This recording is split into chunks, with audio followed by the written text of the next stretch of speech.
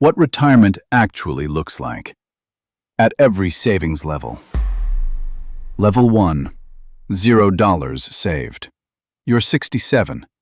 The letter from Social Security says $1,340 a month.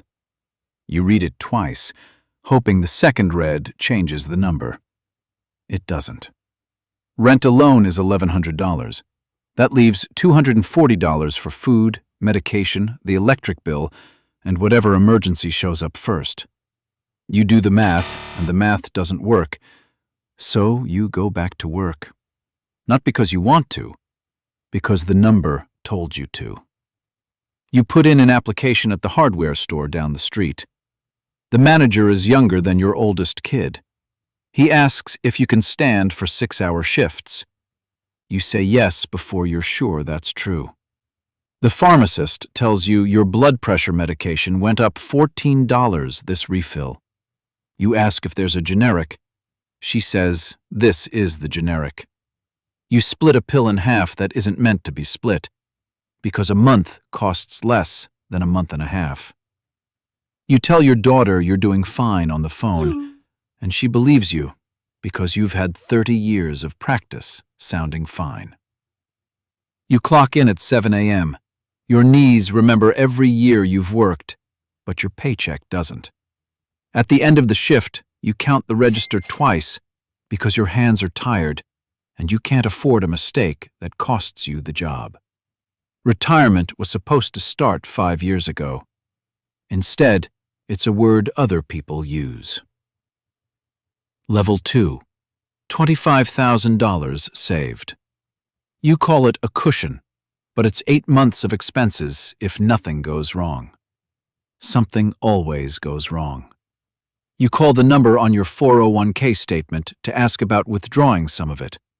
The automated system asks you to select from a menu. None of the options are your question. You wait for a person. 40 minutes later, someone tells you your balance doesn't meet the minimum for a dedicated advisor, but you're welcome to schedule a 15-minute call with whoever's available. You take the 15 minutes. The advisor reads your balance off a screen and recommends a target date fund you already own. You withdraw $4,000 to cover a dental surgery your insurance calls not medically necessary. The withdrawal triggers a tax form you don't understand until April, when you owe money you already spent. You start doing the math differently now. Not what you want retirement to look like. How many years $25,000 survives if you touch it at all? Level 3. $100,000. The financial sites tell you this is when the 4% rule kicks in, which sounds official until you realize 4% of $100,000 is $4,000 a year, $333 a month.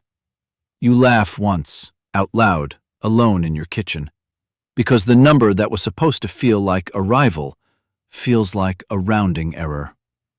You don't retire at $100,000. You reduce.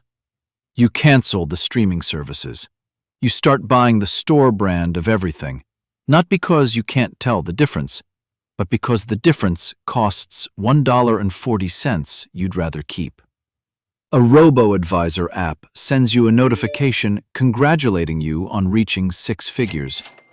The confetti animation plays on your screen while you're standing in the pharmacy line, deciding whether this month's prescription can wait until next month's paycheck. The app doesn't know that. The app just sees the number and celebrates it like it means something it doesn't yet. Level 4. $300,000. This is the number the articles call on track. You don't feel on track. You feel like someone finally handed you a map to a destination you're still 10 years from reaching. Medicare premiums arrive with an IRMA surcharge you didn't know existed, an extra $70 a month because your income looked higher on paper 2 years ago than it feels today. You call to ask why.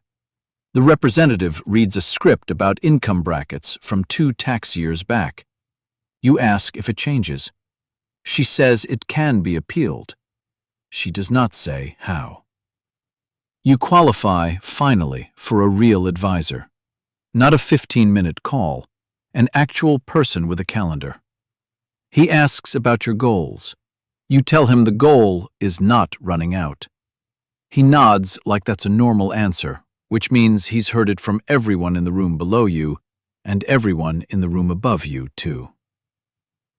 Level 5, $750,000. The advisor calls you first now, instead of the other way around. He invites you to a seminar at a hotel conference room with a hot breakfast and a slideshow about sequence of returns risk, a phrase that means the market crashing in your first year of retirement could cost you more than a decade of bad luck later. You start sleeping worse, not because you have less, but because you finally have enough to be afraid of losing it. You take the trip you'd been postponing. Nothing extravagant. A week somewhere warm, a rental car, dinners you don't calculate the tip on twice. You come home and check the balance the next morning out of habit, the way you used to check it out of fear. It's the same number, minus what you spent. And for the first time in years, that doesn't feel like a threat. It feels like a Tuesday. Level 6, $1.5 million. You are, on paper, a millionaire. A word that used to mean something, and now mostly means you get a nicer newsletter. Your advisor sends quarterly reviews with your name spelled correctly, and a chart showing you're ahead of your personalized retirement trajectory. A sentence that took a computer 4 seconds to generate, and makes you feel, for a moment, like someone built this whole system just for you. Your grandkid calls needing $3,000 for a car repair. You send it without doing the math first, which is new. You used to run every dollar through a spreadsheet before it left your account. Now some dollars just leave, and the balance barely notices. You still worry about running out. Everyone at this level worries about running out. The difference is the worry no longer changes what you do that day. Level 7, $5 million. You stop getting quarterly reviews. You get a wealth manager and a trust attorney, and a conversation about whether your assets should live inside an LLC. Nobody asks if you're on track anymore.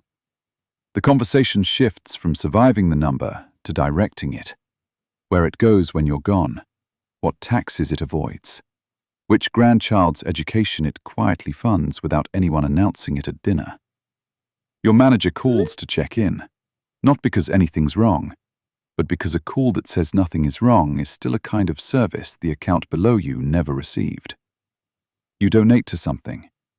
Not a headline amount, just enough that a small non-profit calls to thank you personally, and the woman on the phone knows your name before you say it. You realize you've become the kind of donor organizations build relationships around, the same way the bank once built nothing around you at all. Level 8, $20 million and up. Retirement stops being a phase and becomes a structure. A family office manages the money the way a small company manages payroll. People whose entire job is making sure your money behaves the way you want it to behave, quietly in the background, while you never have to think about it unless you choose to.